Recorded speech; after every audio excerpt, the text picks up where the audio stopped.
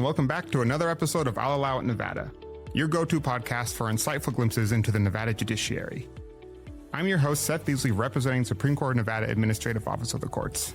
Most of us have a soft spot for man's best friend, so I am particularly excited for today's topic. Today, I am at the Reno Police Department with Lieutenant Michael Browett and his facility dog, Winter.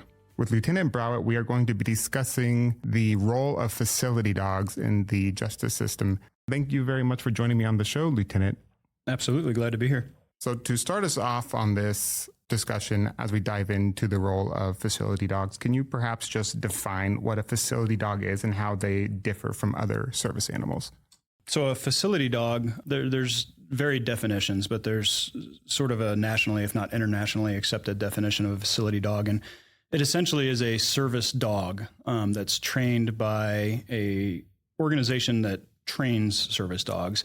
And then instead of being placed with an individual who has a disability, that dog is then placed into some sort of professional space.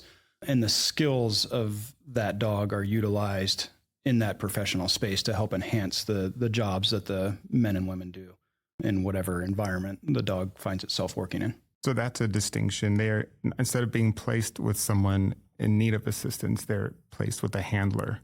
Correct. They're placed with a handler. And then I kind of think about them as a moment in time service dog because they are able to bring, in a moment of need, all the skills of a service dog to someone who's, facing challenges, whatever those challenges may be. And it is pretty incredible how highly trained these dogs are. Their temperament, their personalities, and all of those skills and the way you can leverage them in different situations, different professional settings to enhance the work being done with someone in that moment in time for them. Whereas, someone who has a traditional service dog, that dog is theirs and doing that work full time for them. And facility dogs, you can kind of transition from person to person as needed. Okay, I see. I do want to dive more into the selection and training piece, but first, just for some more background, what kind of agencies or facilities typically make use of facility dogs, and how are they a good fit for the justice system and those high-pressure environments? So to answer the first part, there's a variety of professional settings where you see these dogs work. The most common are the criminal justice system, for one. Hospitals are another big utilizer of facility dogs. Schools and school systems, huge users. I even know of facility dogs that have been placed in physical therapy settings, to help clients through their physical therapy with all the skills they can bring to the table. And then there's just a very wide variety. Fire departments bring them to bear. They get utilized in like peer support and critical incident stress management spaces. And then, they're just really, if you can think of your professional space and you think out of the box and you're familiar with these dogs and their capabilities, then there's probably ways you can leverage their skills to enhance the work that you do. As far as you mentioned the high stress, and that's key. A lot of these areas are, of course, going to be high stress environments, especially for a dog to work in. And the criminal justice system is no exception. Can be a very high stress environment with a lot of emotions, feelings, and of course also a lot of rules.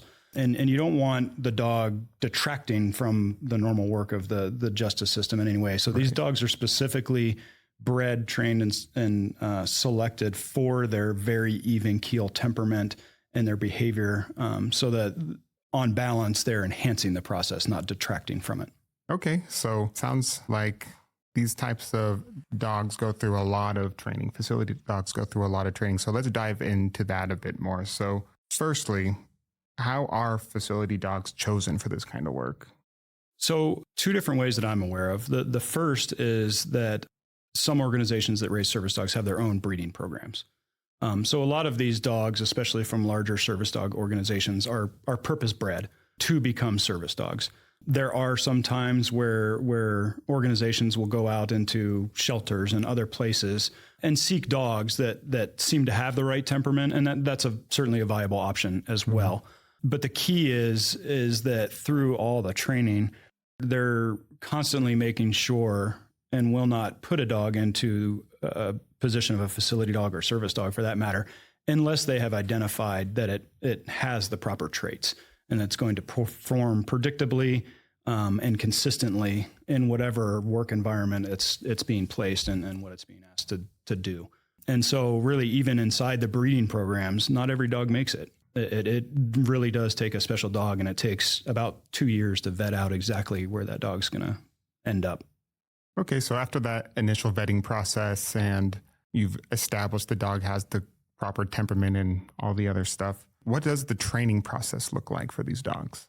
So it's going to look a little different for every organization, but I would say in general, you get these dogs when they're relatively young, sometimes as young as 8 weeks, and they're placed with what is generally referred to as a puppy raiser. And that those individuals are usually volunteers, and they start exposing the dog to the world, as well as teaching the dog basic skills and trained tasks and obedience and things like that. And the way they introduce them to the world is in a very carefully and controlled manner.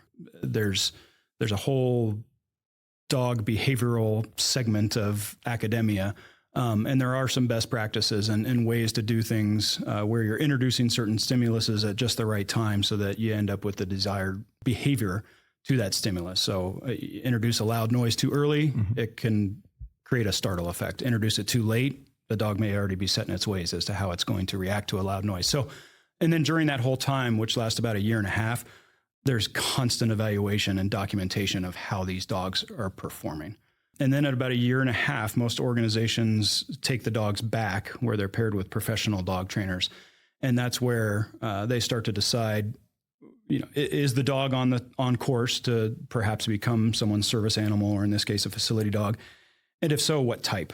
Because there are a lot of different types of service dogs out there, as we all know. In the case of a facility dog, in addition to all the other skills that a kind of a normal service dog that is paired with someone with a disability would have, they're also looking for just a dog that's very accepting of a lot of different personalities, ages, and then is comfortable in a wide variety of environments, from quiet to noisy, from stressful to relaxed. The dog really has to be able to adapt to a lot of different situations because they are going to be encountering a lot of situations. Whereas a service dog, that's going to be partnered with someone who might not get out much, pretty much stays at home. I mean, that can be a totally different dog, but that dog would not make a good facility dog necessarily, because they may not be able to handle the stressors that a facility dog will see. So over the course of about 2 years, that's kind of what they're figuring out. That's a rigorous process. Yes, it is. It is very rigorous, and the amount of attention to detail that these organizations put into it is incredible.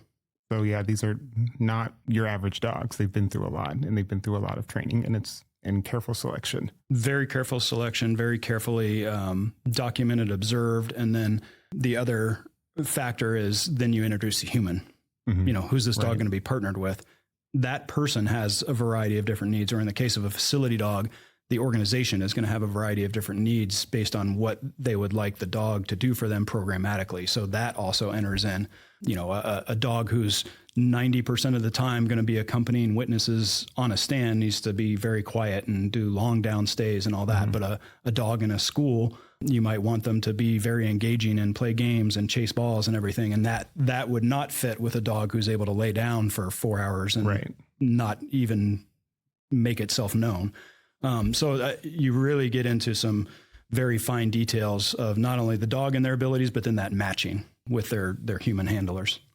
So what kind of commands or behaviors are facility dogs trained to do that is particularly important in the justice system? So for me in the justice system, what I've seen being paired with a facility dog in a police department, first and foremost is that social aspect. The dog has to be approachable anytime, anywhere, across a very wide spectrum of people. Secondly, a lot of what we find ourselves doing outside of just interacting with the community is supporting people who are interacting with the police department for one reason or another, whether that be a victim, a suspect, a witness, and we find them in all kinds of different stages and states as well. And the dog needs to be able to handle all those different emotions that they might see. Some of what I utilize Winter a lot for in the specific commands are interactive commands like nudge, visit, lap, and cover. And in short, I can give Winter a command to kind of go up to you and nudge your hand or something, kind of saying, hey, like, I want to say hi, I want to interact with you. And then, if I want to get a little bit more obtrusive, so to speak, I can have her hop up in your lap, or if you're sitting on the floor or on a couch, I can have her lay across you. And the effects of that, when she's calm, it tends to bring us down.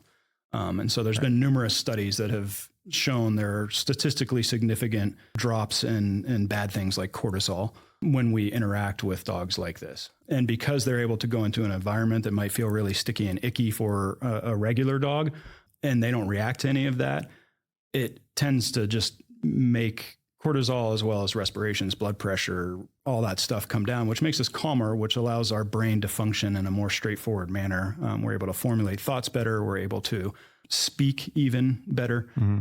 And so those are some of the commands that I will use initially just to get people calm in the setting that we're trying to work in. And as you can imagine, across the criminal justice system, there are a number of settings, whether it be out on the street at the time of an initial call, all the way through and including courtroom testimony and all the steps in between, pre-trial conferences, meetings, exams, you name it. There's a number of spaces these dogs can enter into to make the interaction with the criminal justice system not become a completely traumatic experience in and of itself. Right. So a broad range of applications potentially. Yeah. And then Winter too, all of these dogs have get, hold, and give command, which basically they get something with their mouth, they hold it, and then they give it. And in short, I can utilize those commands and variations of those commands to play interactive games with kids. Winter can play kerplunk by taking the sticks out with her mouth. She can bowl by pushing a bowling ball with her nose. She'll, of course, fetch a T-ball off of a T-ball stand.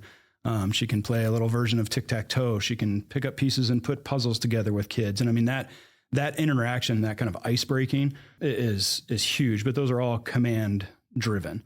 And the obedience is there too. The dog's not going to make the decision of, this is boring, I'm going to go over here and sniff this corner. Right. These are working dogs, and they know that when they are working, they're working and what's expected of them. And yeah, that's a great way to say it. They stay very focused. Earlier you mentioned 2 years. Is that about how long it takes for a facility dog to be trained? Yeah, on average, I would say 2 years, sometimes maybe a little less, sometimes maybe a little longer. It really depends on the dog and where they're at. And then, for these organizations that are trying to make these matches, they're constantly assessing their dogs that they have and the people that are in need, or in the case of a facility dog, the organizations that are in need of them, and trying to make those matches. So that's where you get the variability in time. The handler school that I went to as well was 2 weeks. And then there's months of follow-up as a graduate to make sure that you're functioning well as a team and that you're getting the support that you need and all that stuff too. So it can take a while to go through the application process for them to make that match, to go through the training, and then ultimately start doing things. And then, of course, that's an ever evolving learning curve as well. I still find ways that I can utilize Winter in new ways that I never thought of before. So you mentioned trainer school. I want to expand on that a bit more. So it sounds like handlers go through a good amount of training. So are handlers trained alongside the dogs, and what is that like? Can you just expand on that a bit? Sure. Yeah. So one of the important things to point out about a handler, especially with facility dogs, is the handler is going to be a professional working in that space. So within the criminal justice system, you might get a police officer or a victim advocate, or someone who does forensic interviews at a CAC. They're going to be a professional that's familiar with the space that they're working in. And that's key up front, because there are lots of people out there with amazing dogs. But if you just bring someone into an operation like the criminal justice system, or, a hospital, you're going to have them paired with a nurse or a child life specialist or something like that. And if you just have a volunteer coming in with a dog, their dog might be able to do a lot of the same stuff. However, they could create some significant stumbling blocks because they're not familiar with that profession and its needs. And in the criminal justice profession, that becomes extremely critical, because we all know that if someone says the wrong thing at the wrong time to perhaps a victim, that can compromise an entire case. And so up front, I think it's important to note that your handlers are always going to be someone who's familiar with the space that they're going to work in.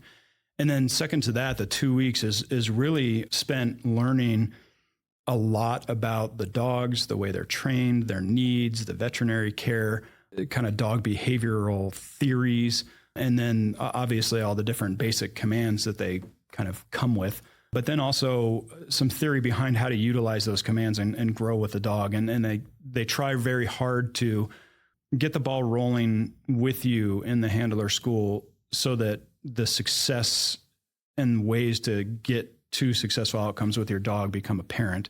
They'll start working on, tell us about like an interaction you might have, and let's role play that and go through it and, see what happens. It's a lot more than just, here's a really well-trained dog. Now go forth and do great. They really have a vested interest and in fact, dogs that come from organizations that carry an accreditation called Assistance Dogs International, which is an accrediting organization.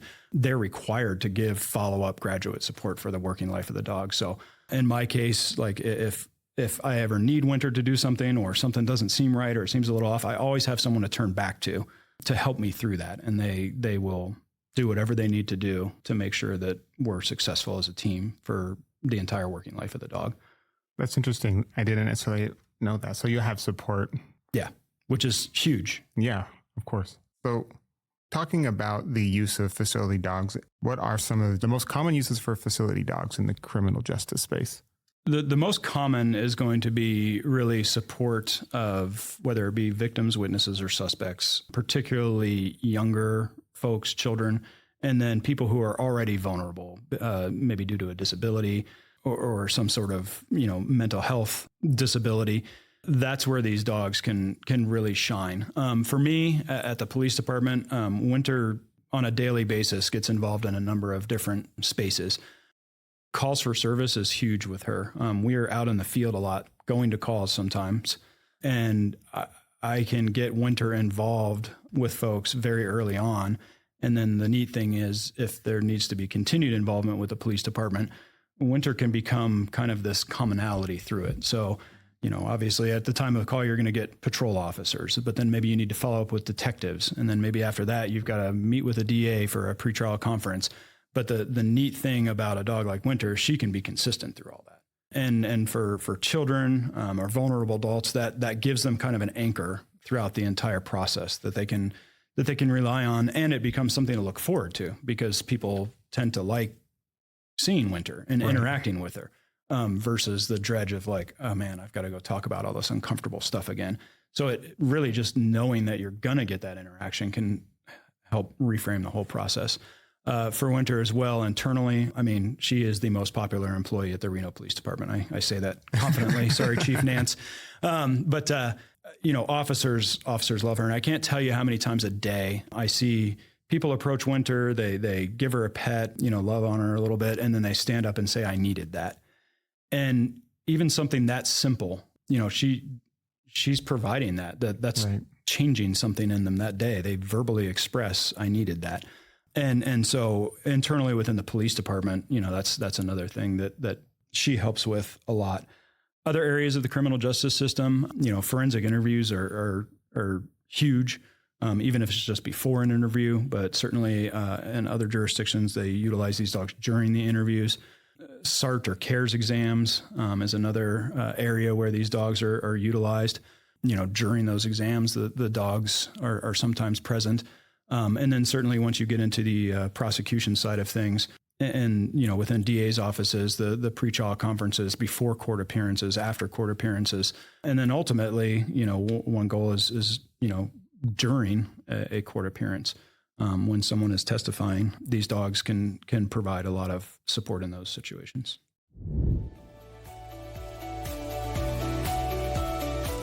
Hi, everyone. I hope you're enjoying this episode of I'll Allow It Nevada.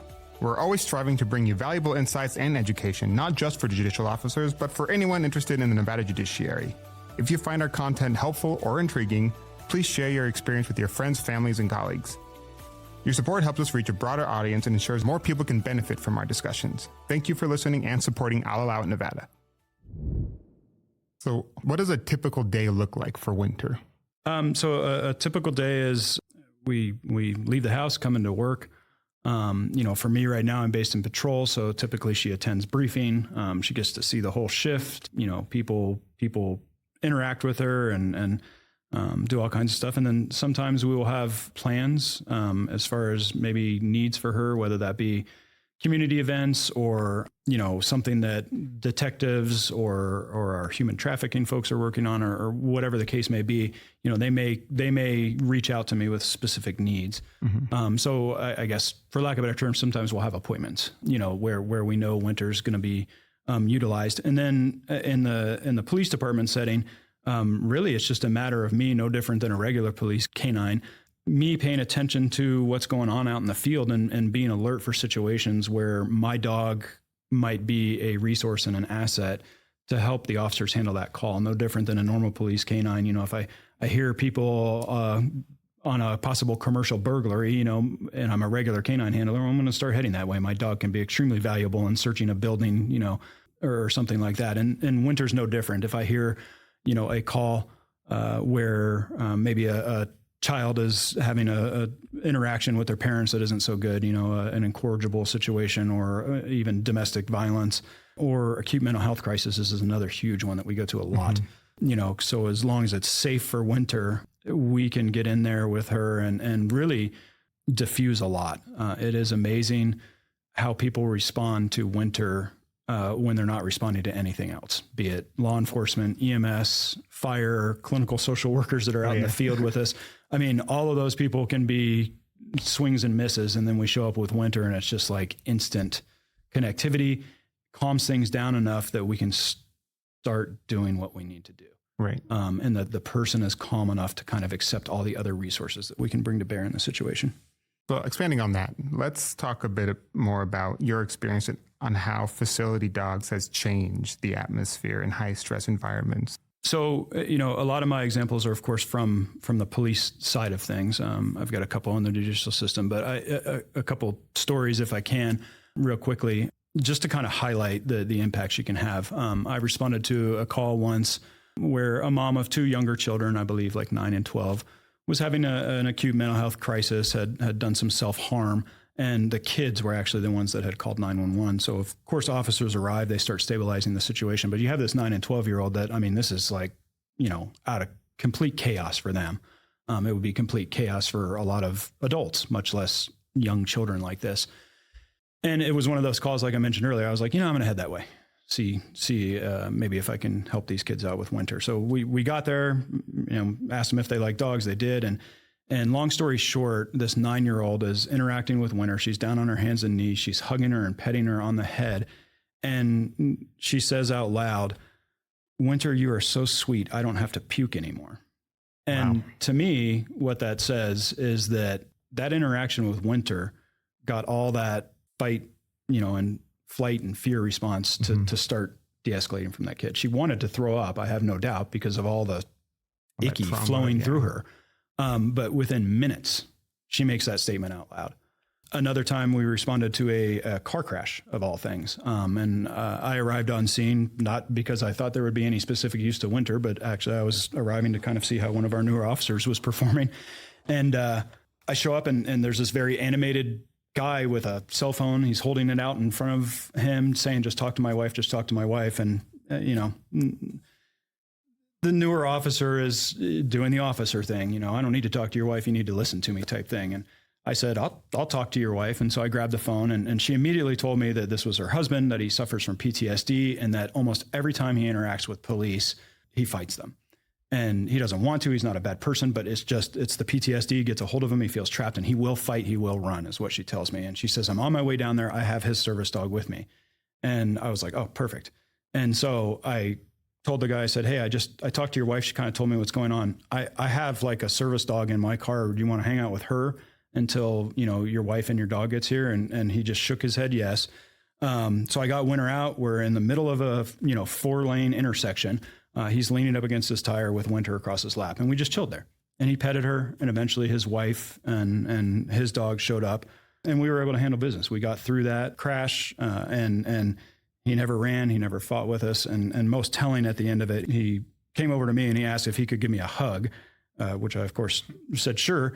And through tearful eyes, he actually told me, like, thank you. This is the first time that I have ever not fought with police officers. And it's because of what you did. And I didn't do anything except have a tool that allowed him again to just calm down. One more story is just outside of my police work was the Washoe County Victim Advocates, DA's office, Victim Advocates gave me a call. They had a victim of a crime who just was pretty much mute, would not talk to the prosecuting attorney about the case, even to prepare for the possibility of testimony.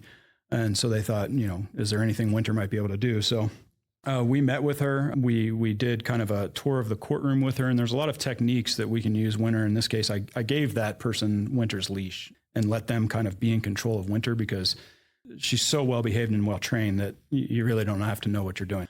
Did a courtroom tour, got this girl to open up a little bit, start talking, just not about the case specifically, but then her and Winter and the DDA that was handling the case went into a room and talked for over an hour about the case. And that wasn't happening before. And so, I mean, there's, yet another example. And those are just a few stories. I mean, right. I could spend hours, going on. But that kind of shows you how impactful the interactions with these dogs can be. And again, like I mentioned earlier, it's just a matter of how can I leverage this tool and this resource within my line of work, even within the different segments of the criminal justice system to enhance the work we do. Yeah, when I hear those stories, I just think about how differently those situations could have gone if it weren't for Winter. Oh, yeah, absolutely. I mean, there's no doubt the one gentleman with the PTSD, he would have fought us. Yeah. He would have run. There would have been something we would have had to do. Maybe, the case would have had a different outcome, or maybe the case did have a different outcome because now, guess what? She's willing to testify, right? Because she'll have this support mechanism with her. So it is truly incredible. I can't tell you how many times the words have come out of my mouth because of a dog. Yeah. And I mean, she's, dogs like this aren't just any dog, but really at the end of the day, so much happens because of this dog and these resources.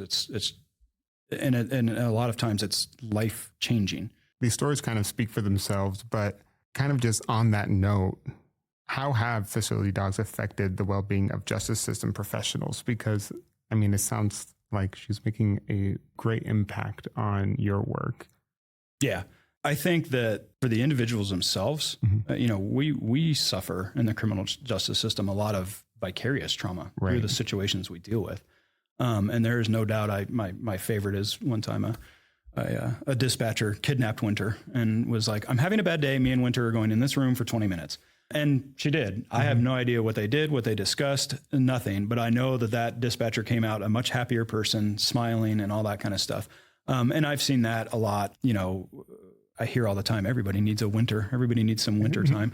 And so I think that as we as professionals face what we need to face, she can help keep us even keeled, which makes us more effective at our jobs and at our work. And therefore, everything is better because of it.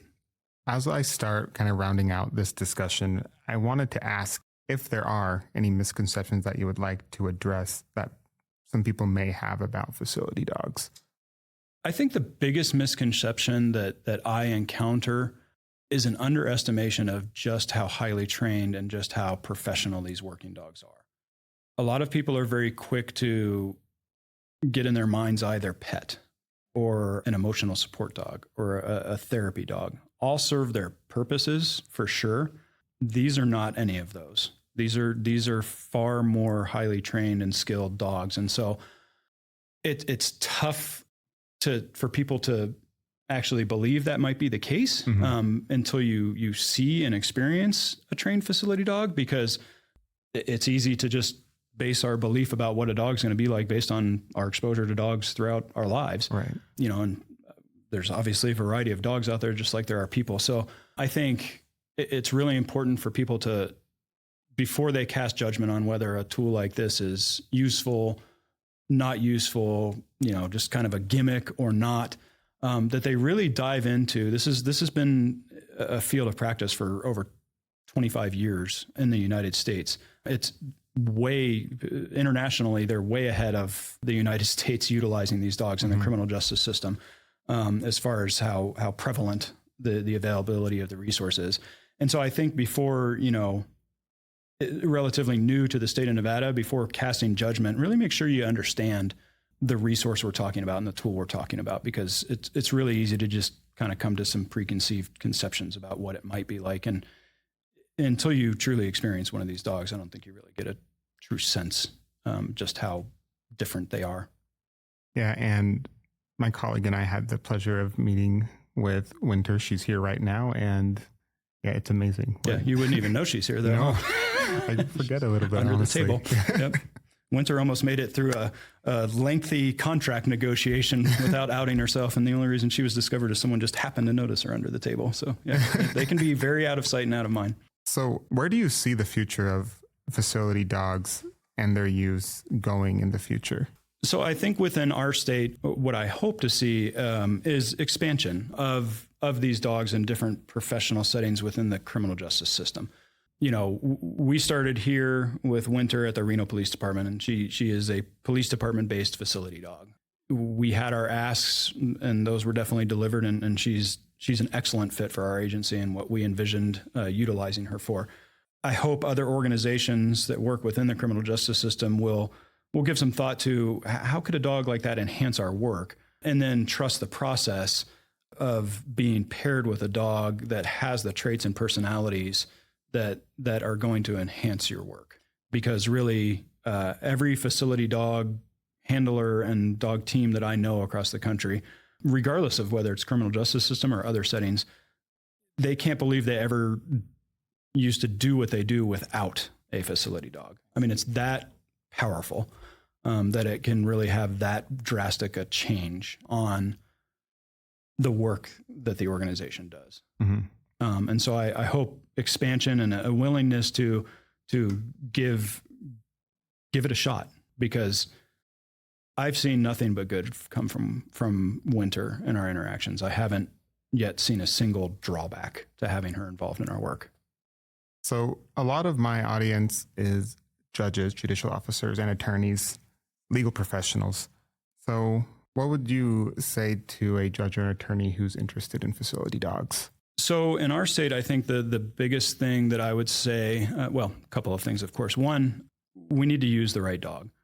These dogs can take a while to get. It took our department, granted it was during COVID, so that kind of slowed things down, but it took us almost 2.5 years from time of initial application to time I went to handler school to get Winter. Was almost a 2.5 year process, because there's such a limited resource, and these organizations are trying to meet the needs of so many across our country. And, there's only several hundred, if not maybe even in the thousands of them that make that cut each year, mm-hmm. And you're trying to make those matches. So, but the importance of having the right tool is huge. Don't take shortcuts. Don't utilize the wrong tool, because you won't get the results you're looking for.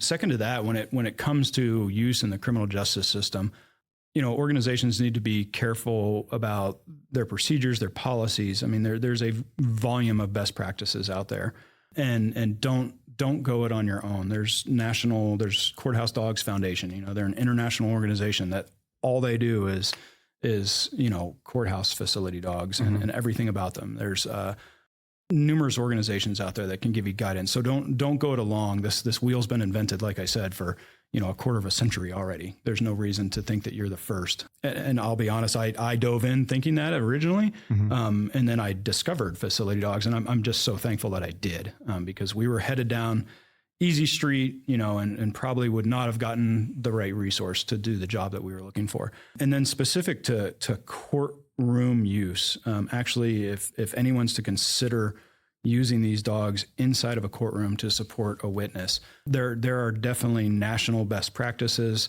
Several states have laws regarding their use. There are appellate cases across numerous states that reinforce those best practices. And I think it's very important that anyone in the state considering utilizing a facility dog in a court setting to support a witness, that before we try that in the state of Nevada, somewhere, whether it be in law or whether it be in, policies and procedures for judges, or just through general education, we don't want to stray away from those best practices. We want to use them, which briefly, it involves motion practices, jury instructions as indicated, and then the right tool and defining the right tool and using the right tool. So, that in and of itself is a whole other topic, of course. But I would encourage, people to start giving it some thought, because I do think there will be a first time in Nevada that's a resource like this is utilized in a courtroom. But we don't want that time to be mishandled and have an impact on what is a nationally great practice going on in other states. Because if something were to be done in our state through a case and generated some sort of appellate law, that could negatively impact the entire national practice of facility dogs. So we have to be responsible. And I think that's a huge call to any prospective handlers. You're representing more than just you and your dog. You're representing a nation of dogs that have been at this for a while. And there's plenty of people to talk to learn what those best practices are so that we can implement our practices in a similar nature, so that we enjoy just as much success.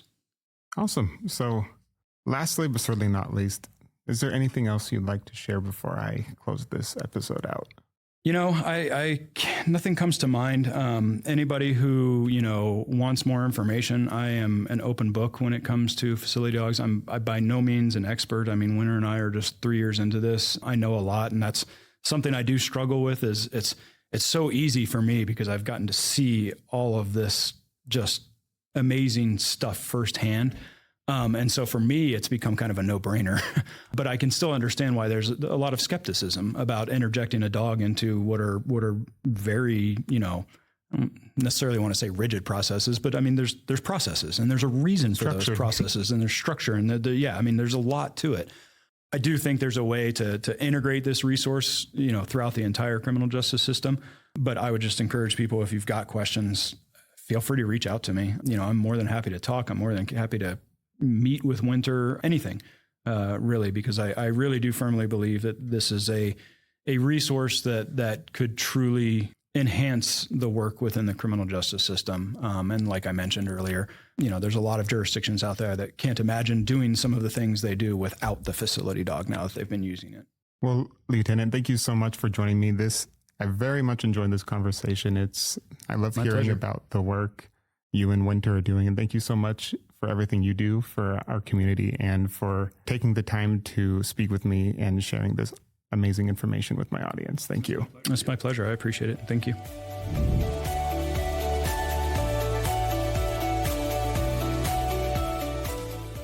A heartfelt appreciation to our guest and to everyone who has tuned into this podcast. Before we wrap up, here are a couple of quick, important reminders. For continuing legal education credit, be sure to complete a certificate of attendance and email it to jepodcast@nvcourts.nv.gov. If you have any questions, topic suggestions, or comments, we welcome your input. You can email us at jepodcast@nvcourts.nv.gov or submit your topic ideas through our topic suggestion form linked in the description. We value and look forward to hearing from our listeners. Stay tuned for more episodes of I'll Allow It Nevada. This is Seth Easley signing off. Take care, Nevada.